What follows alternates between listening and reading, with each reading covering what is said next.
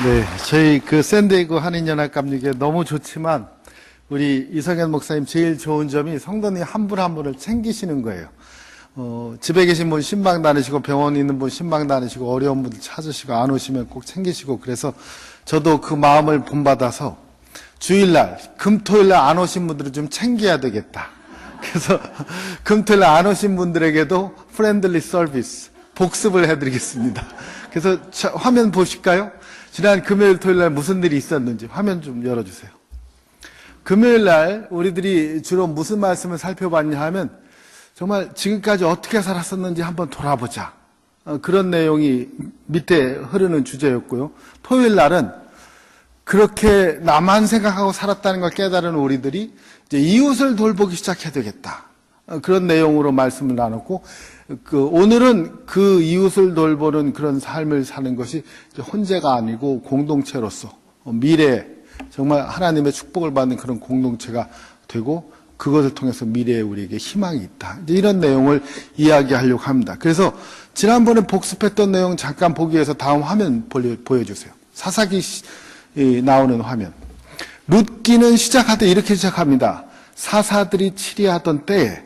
그래서 이제 그 시간 배경이 나오는데 그 시간 배경을 알기 위해서 저희들이 사사기 마지막 장을 가봤더니 뭐라고 돼 있냐면 그때 이스라엘의 왕이 없으므로 사람들이 저마다 자기 소원에 옳은 대로 행했다. 이렇게 돼 있는데 이게 마지막 절에만 있는 게 아니라 17장에도 있습니다. 17장에도 있고 18장에도 있고 그리고 19장에도 있습니다. 그런데 이 17장, 18장, 19장이 점진적으로 이렇게 늘어가요. 무슨 얘기냐면 17장에 이 얘기가 나올 때는 미가라고 하는 한 개인의 타락상이 나오거든요. 지금 18장에 여러분이 보시는 화면에 보면 단 지파의 타락상이 나옵니다. 그리고 한 장 더 넘어가서 19장에 가면 이스라엘 민족 전체의 타락상이 나오는데 이 19장과 20장과 21장은 제가 자세히 설명하기가 민망해요. 주일 아침에는. 왜냐하면 내용 자체가 그래서. 그래서 여러분이 그건 집에 가서 읽어보세요. 근데 그 21장 마무리에 그렇게 되어 있는 거예요. 그러니까 하나님을 왕으로 섬기지 않고 하나님의 말씀대로 살지 않는 내가 왕이 되고 내가 주인이 된 사람의 삶은 이렇게 망가지는구나 하는 걸 보여주는데 그렇게 망가지는 그 시대에 룻기가 시작이 되면서 하나님을 왕으로 섬기지 않던 그 삶의 맨 처음 찾은 게 물질의 궁핍이다. 그래서 이 룻기는 문학적으로도 잘 짜여진 책입니다. 그래서 이름을 가지고 많이 그 설명을 하는데 예를 들면 베들레헴, 떡집에 떡이 없다. 베이트레헴, 떡집에 떡이 없을 정도로 흉년이 들어서 그 사람들이 건너갔다. 어디로 건너갔냐 하면 다음 화면에 보면 모압으로 건너갑니다. 하나님을 섬기지 않으니까 양식만 부족한 게 아니라 자기가 원치 않는 곳으로 이주해야 되는 삶이 되었다는 거예요. 그래서 모압으로 건너갔다. 그뿐만이 아닙니다. 여러분 이 모압이라는 데가 어떤 데인지를 성경을 보면 제가 그 화면에 그 성경 레퍼런스를 넣어드렸는데 신명기와 그 다른 구절들에 있는 성경들을 보면 모압은 이스라엘 사람들이 죽어도 가기 싫어하는 곳이에요. 다음으로 넘어가 보세요. 그런 곳까지 가야 됐다. 그리고 그 이름을 갖고 제가 메시지를 전하려고 하는 걸 예를 다시 들어보면 엘리멜렉, 나의 하나님은 나의 왕이다. 이런 남편과 기쁨이다 하는 부인이 같이 사니까 이 가족이 얼마나 좋아요. 그러니까 나의 하나님을 왕이라고 선포하는 가족에는 기쁨이 넘친다. 그런 뜻이에요. 부부의 이름을 합치면. 그런데 그게 이름뿐이고 실제로 그렇게 안 사니까 후세대, 거기서 태어난 애들이 말년과 기련이다. 병야기와 호야기가 나왔다.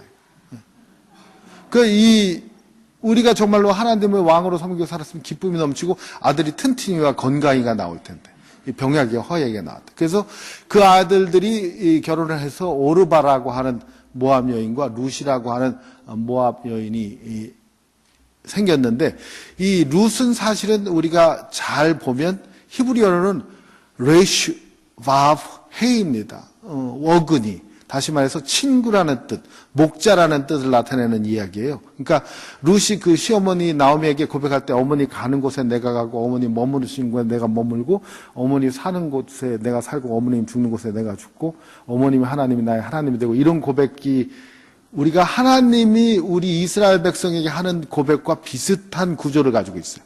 표현을 쓰고, 그 얘기는 뭐냐면 하나님은 우리의 목자 되시는 것처럼 룻이 나오미의 목자가 되겠다, 그런 얘기죠. 넘어가 보세요. 그래서 그 이름을 가지고 우리들이 보는데, 이름뿐만이 아니고 이게 문학 구조적으로도 아주 잘 짜여진 메시지를 전하는 구조라는 걸 알 수 있습니다. 그러니까 시작은 사사시대라고 돼 있죠. 그래서 공동체가 파괴된 시대, 하나님 왕이 하는 시대. 그런데 그 마지막은 어떻게 가냐 하면, 공동체를 건설해서 그 공동체 안에서 메시아가 나오는 그런 걸로 뚜껑이 돼 있고 마지막 장이 돼 있습니다. 그러니까 겉표지가 다 그 두 개로 쌓여져 있다는 거예요. 우리가 이걸 엔빌롭 스트럭처라고 합니다.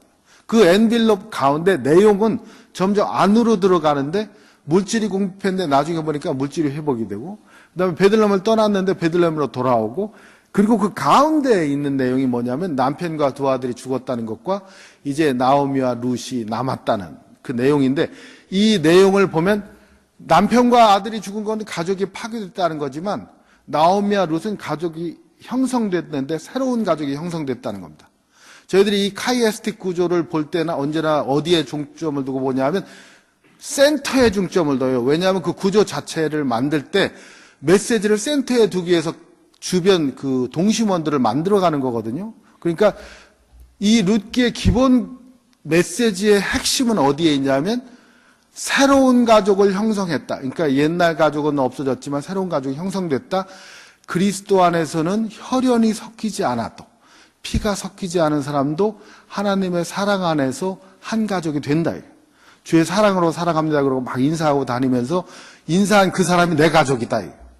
그러니까 저희들이 어제 소그룹 지도자 훈련을 하는데도 몇 분들이 이야기를 하는데, 당신은 삶에서 도움을 받은 경험 혹은 도움을 준 경험이 있습니까? 이런 얘기들을 하는데, 공통적으로 나온 얘기가 뭐냐면, 저희 부모님이 한국에 계시는데 제가 가보지는 못하고 어려움을 당할 때 그분들을 도와준 분들이 부모님이 다니던 교회 식구들이었습니다. 또 내가 여기서 이민 와서 사는데 우리 가족들이 도와주기 어려운 형편에 있는데 나를 도와준 분들이 우리 목장 식구들이었습니다. 본인들은 그 고백을 하면서 이것이 하나님 안에서 형성된 새 가족이라고 하는 개념까지 아티큘레이트 하려고 한 건 아니지만, 룻기의 메시지가 그 삶 속에 그냥 그렇게 배어 들어간 거예요. 다시 말해서 우리는 하나님 안에서 새 가족이 되었다. 내 핏줄이 섞이지 않은 사람도 하나님 안에서는 형제자매다. 제가 이제 올랜드파크에서 목회할 때 제니퍼 집사님이라는 분이 세탁소 하시면서 번 돈을 가지고 주일학교 애들한테 아낌없이 쓰세요. 먹을 것도 사주고 학용품도 사주고 데리고 가는데, 그 제니퍼 집사님은 본인이 자녀가 없어요. 그러면서 저한테 뭐라고 하냐면, 목사님, 온 교회 애들이 제 아이들입니다. 이렇게 얘기해요. 그분이 이제 정확하게 이 하나님 안에서의 새 가족의 개념을 이해하신 분이죠. 이중문화 가정뿐이고 미국 분하고 결혼해가지고 소학교, 초등학교도 안 나오신 분인데도 이 영성이 발달되니까 지식과 교육 정도와 관계없이 지혜가 생겨가지고 이 사람이 내 가족이다, 이게 깨달아지는 겁니다. 우리는 이렇게 문학 구조로 봐야 그게 나오는데, 그분은 이게 살면서 그냥 그렇게 나오는 거예요. 그래서 얘네가 다 내 아들입니다. 그리고 내 딸입니다. 그러고 이제 이렇게 도와주시는 걸 봅니다. 그래서 우리가 이 룻기를 보면서 새 가족을 형성하는데, 새 가족 형성의 제일 키 포인트가 뭐냐면 누군가 희생을 해야 돼요. 넘어가 보세요. 그 희생을 해야 되는데, 룻기를 보면 우리 장로님 기도하면서 참 장로님 교수신 것 같아. 어떻게 그렇게 요약을 잘 하시는 거죠. 근데 룻은 자기 걸 희생하고 보아스는 자기 걸 희생하고 나오미는 자기 걸 희생했다고 그러는데, 뭘 희생했는지 아시죠? 보아스는 사회적 체면과 유대 정통 유대 남자로서의 모든 명예를 훼손하면서 모압 여인에게 결혼하겠다고 한 겁니다.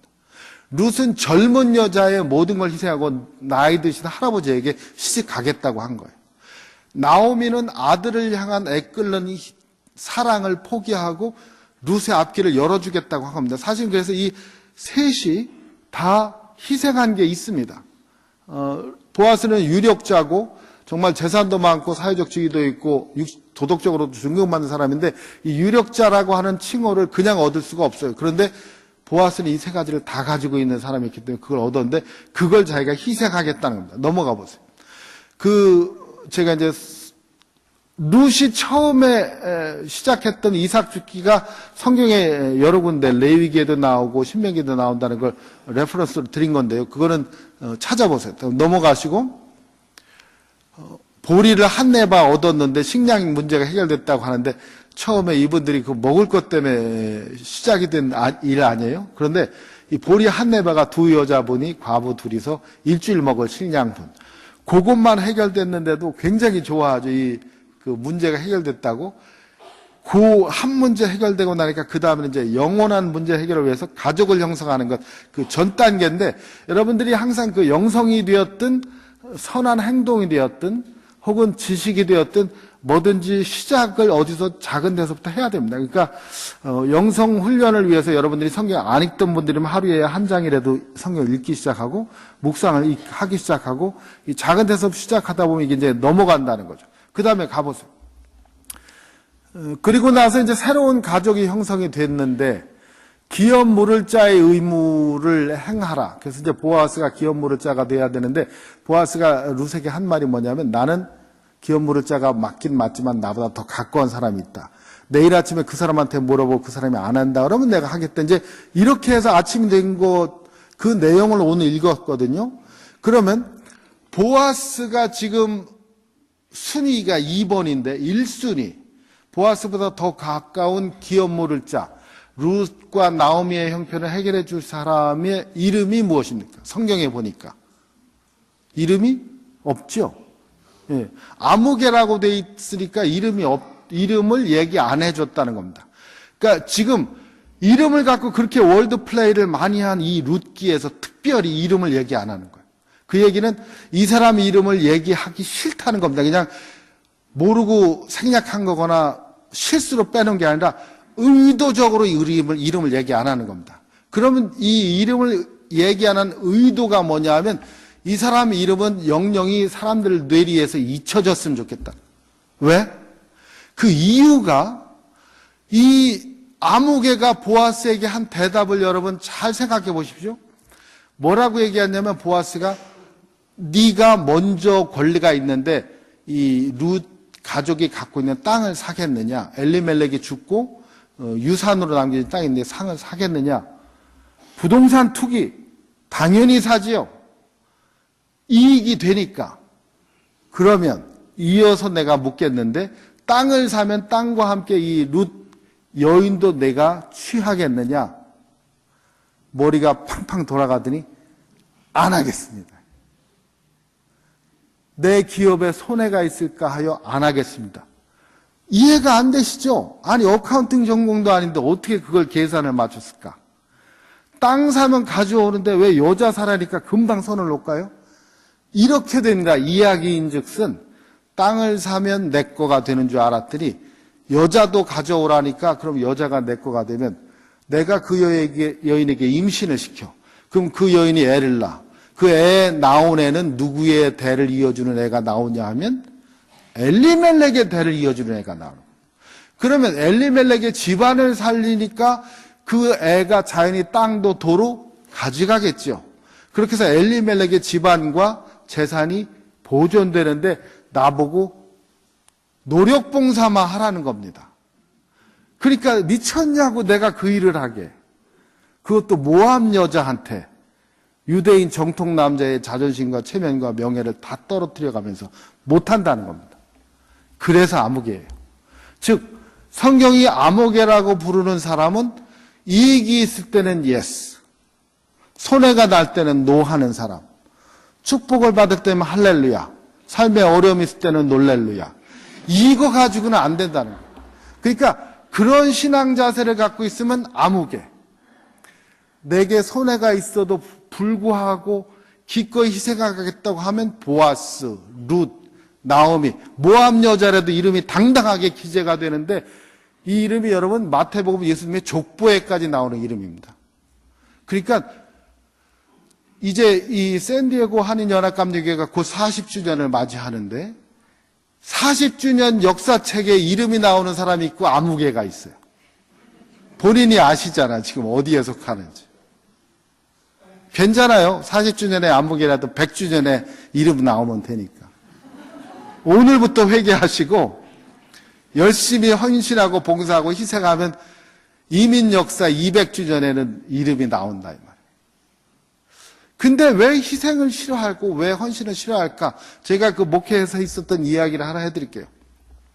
미국 교회를 하고 있는데 하루는 병원에서 전화가 왔습니다. Pastor Lee, come and help us.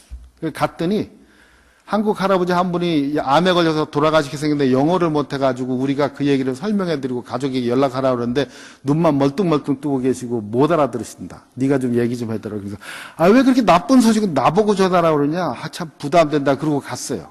가가지고 할아버지 안녕하세요 그랬더니 한국말 하는 분이 오셨네. 너무 감사합니다. 그래서 네, 제가 미국 교회 목회하는데요. 저 할아버지 사실 많이 아프시니까. 네, 제가 암이에요. 곧 죽을 겁니다. 그러면 제가 나쁜 소식을 전하는 메신저 역할 안 해도 되니까 마음이 좀 놓여요. 그래서 그 가족한테 연락해야죠. 그랬더니 연락해 올 사람 없습니다. 왜요? 그랬더니 목사님 정말 미안한데 부끄럽고 제가 목수인데 공사판에서 일해서 번 돈은 술 먹고 도박하고 계집질하고 마누라는 저를 보면 왼수라고 그러고 자식들은 저를 아버지로 취급도 안 합니다. 아마 목사님이 병 걸려서 죽어간다고 전화하면 잘됐다, 쌤통이다, 하나님 살아계시다 그럴 거예요. 그래가지고 제가 놀래가지고 야 어떻게 이렇게 사는 사람이 있나. 그럼 뭐 해드릴까요? 그랬더니 기도해 주세요. 그러다. 더 놀랐어요 제가. 그럼 기독교인이세요? 예수 믿으세요? 그러니까 네. 아니 예수 믿는데 그렇게 살았단 말이야? 그래갖고 언제 예수 믿으셨어요? 그랬더니 2년 전에 믿었대요. 그러면서 그렇게 막 살다가 2년 전에 어떤 분의 전도를 받아서 예수를 믿었는데 예수 믿고 나니까 다 살아온 게 너무 후회가 되더라고요. 회개 펑펑하고 그 다음부터 교회 봉사하는데 강대상 고치고 의자 고치고 시소 고치고 애들 놀이터 고치고 열심히 봉사하려고 그랬는데 암이 딱 발견돼가지고 얼마 안 남았다는 선고를 듣고 나니까 마음에 드는 생각이 죽기 전에 가족한테 가서 용서를 빌고 고백을 해야 되겠다. 그래서 가족에게 막 가는 중에 너무 아파서 갓길에 차를 세웠는데 경찰이 와가지고 자기를 데리고 병원에 와서 연고지도 없는 아무도 아는 사람 없는 이곳 병원에 들어오게 이머전시로 들어오게 되었다.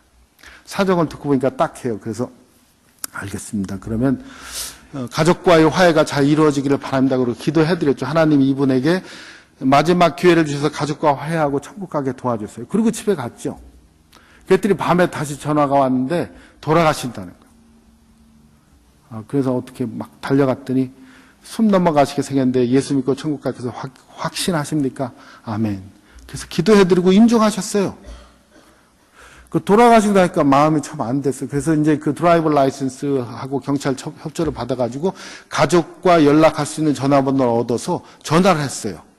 근데 저도 순진하자 그런 얘기를 듣고도 아무개시 댁이죠. 그랬더니 전화 그냥 끊어버려요. 안 받아.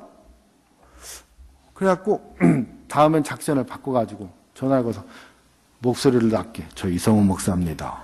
그랬더니 누구시죠? 이러더라고. 저 아무개씨 부인 되십니까? 근데 그 사람 제 남편 아니에요. 그러고 또 탁 끊어. 이것도 안 돼. 그리고 어떻게 해요? 사람은 돌아가셨는데. 그래서 교회에서 장례를 치러드리기로 했어요. 우리 구제비가 있고 홈리스들 좀 장례를 치러드리는 행사 메모리얼 서비스 매년 하니까 얘기를 했더니 치러주자고 그래서 장례 준비를 다 해놓고 다시 전화했어요. 이번에는 막 영어로 다 This is Pastor Lee. 그러고 그 아들이 봐도 네가 아무개씨 아들이냐 그랬더니 그 사람 우리 아버지 아니에요. 그래서 잠깐 끊지만 말고 사실은 우리 교회에서 이렇게 해서 아버님 돌아가셔서 장례 준비했는데 네가 어머님 모시고 왔으면 좋겠다. 시간은 언제고 장소는 언제고 원래 몰고 말래 말아라. 우리는 장례한다. 그랬더니 왔어요. 왔는데 아들이 그 어머님 모시고 왔는데 제가 그 장례 설교하면서 얘기를 했죠. 아버님이 사실은 가족들에게 죄를 고백하고 용서를 구하러 가다가 여기서 돌아가셨습니다. 주홍같이 붉은 죄도 눈같이 희다고 하시고 고백한 죄는 다 용서하신다고 하시 예수님이 그분을 받아주셨습니다. 예수님이 받아주신 그분을 여러분은 받아주지 않겠습니까? 그랬더니 막 다 울고 막 그 인간 내가 살았을 때 봤어야 되는 거 막 난리가 났어요. 그래갖고 그래도 돌아가신 이후라도 화해가 됐어요. 그걸 어떻게 하냐면 그 가족들이 아버지 한때 잘해준 교회인데 감사홍업을 했는데 그게 뭐 장례식 비용 넘치고 남았죠. 제가 이분 이야기를 드리는 이유가 뭐냐면 이분이 돌아가시기 전에 저한테 주신 말씀이 있어요. 뭐냐면 목사님, 제가 예수 믿고 나니까 후회되는 게 있습니다. 진작 믿을 걸. 막판에 믿어서. 좀 섬겨보려고 했는데 시간이 없다는 거예요. 더 드리고 싶은데 드릴 수가 없다. 섬기고 싶은데 섬길 수가 없어. 이렇게 마지막이 되었다. 젊어서 믿을 걸. 그러면서 젊은 분들이 있는 곳에 집회 가면 꼭 자기 해달라는 거예요. 젊어서 믿고 봉사하는 게 얼마나 축복인지, 드리는 게 얼마나 기쁨인지, 드릴 수 있을 때 드릴 수 있다는 게 얼마나 좋은 건지. 자기는 드리고 싶은데 못 드리고 죽는다는 거예요. 제가 그 얘기를 듣는데 막 이 감정이 이상하더라고요. 우리 교회에서는 교인들은 드리라고 그러면 막 손해보는 것 같이 생각하는데, 봉사하다가 보면 왜 나만 시키냐고 막 그러는데, 근데 저 할아버지는 왜 저런 얘기를 하시나? 제가 처음에는 그게 정리가 안 됐어요. 정리가 안 돼가지고 혼자 생각도 많이 하고 기도도 많이 하다가 이런 생각까지 했다고. 아마 우리가 자본주의 사회에 사니까 최소 투자에서 최대 효과를 얻어야 되는 이런 생각으로 산 게 아니냐. 그래서 전도 나가보면 뭐 죽기 전에 고백한 십자가상의 강도도 구원받았다며요. 네. 저는 맘대로 살다가 죽기 전에 예수 믿을래요. 최소 투자, 최대 효과. 뭐 하러 미리 믿고 고생합니까? 그 십자가상의 강도가 신앙 모델이에요. 이야. 그래갖고 제가 그렇구나.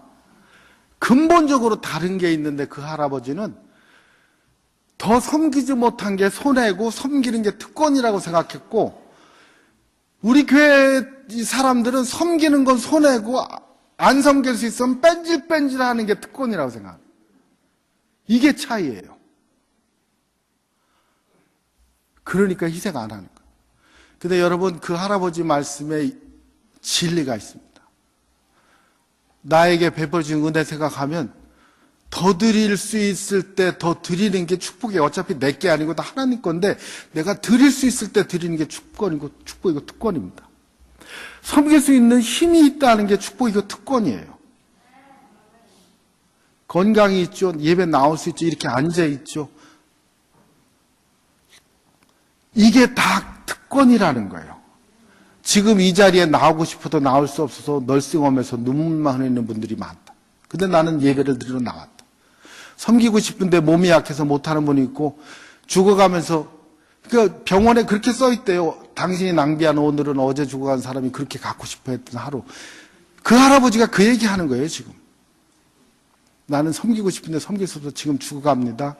젊어 기회 있는 사람들에게 기회 있을 때 섬기라고 전해주세요. 여러분, 사랑의 공동체가 그냥 되는 게 아니라 누군가의 희생과 헌신으로 됩니다.